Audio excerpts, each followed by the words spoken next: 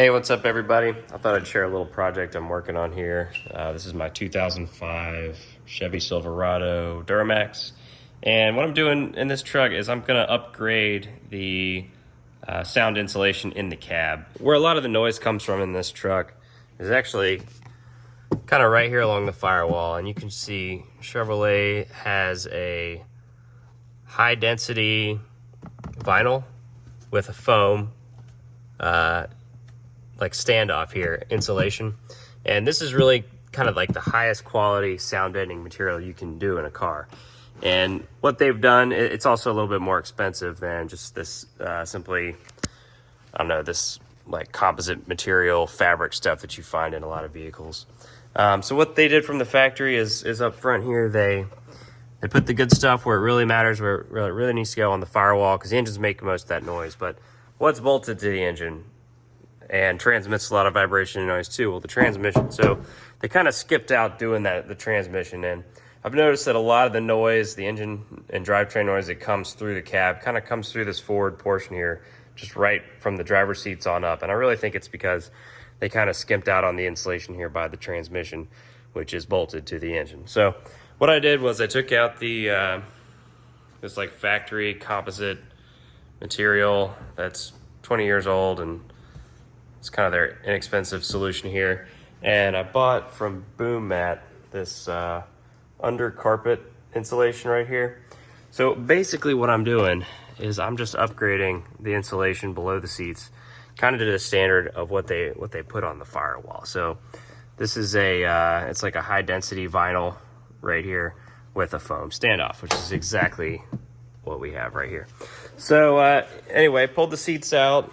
The ducting for the rear air conditioning is out. That's right here. Very, very easy to remove all this stuff. There's 4 bolts that hold each seat on. They lift out, they slide right out of the cab.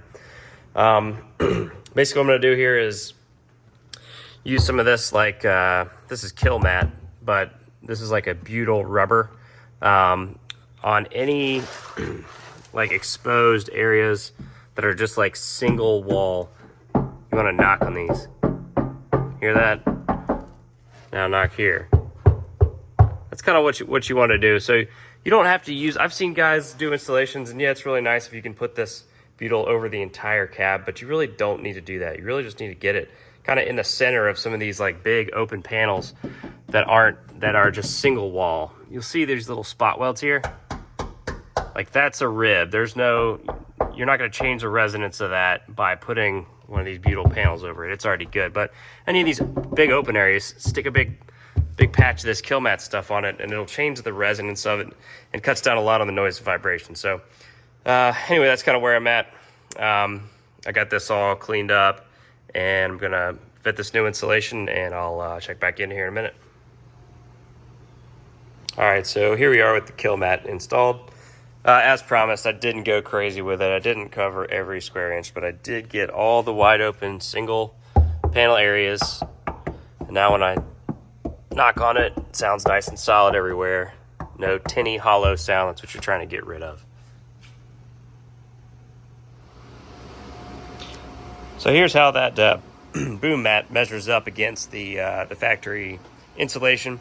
I'll share the part number and the size for the Boom Mat in the comments, but as you can see, it's not really a perfect fit, but I will have plenty of material left over, so I'm going to use this as a little bit of a template. It looks like these inside edges here kind of square up with the width right here of this factory piece. So I'm going to kind of cut it out like this and go ahead and throw it in the truck, and I should have plenty of extra material to kind of make some of these little winglets here where I'll need some extra material. So unlike the Kill Mat stuff, it is important to get continuity with this. So I'm cutting extra little pieces here, and I'm going to tape this up and just try to make it as good as possible all the way across the floorboard. I might even there's a little tiny gap here. I might even try to fill that with a little strip material, but I'm going to try and get as good a continuity as possible with this stuff. It makes a difference when we're dealing with this material. All right, here's a little tip when you're working with this stuff. You need to make a hole. There's a stud right below here. I'm just gonna push it through.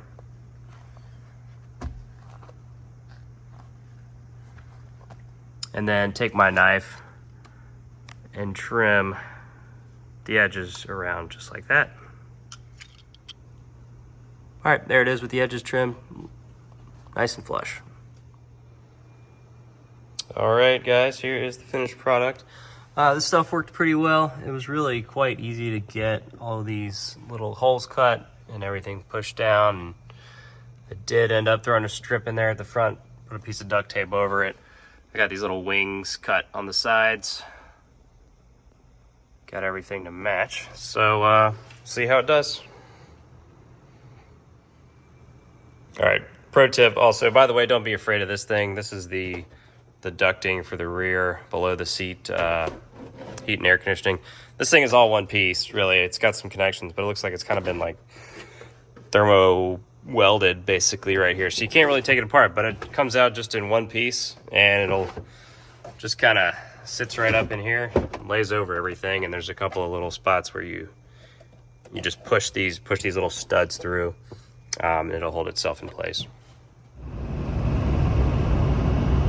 All right, guys, cruising down the highway here about 70 miles an hour.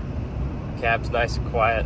Definitely happy with the product that I installed here. Feel like it did take out some noise from that transmission tunnel area, and also heat. I used to have a little hot spot when I would touch the top of the transmission tunnel. You could tell it's just a little bit warmer there, and that is no longer the case. So thanks for watching.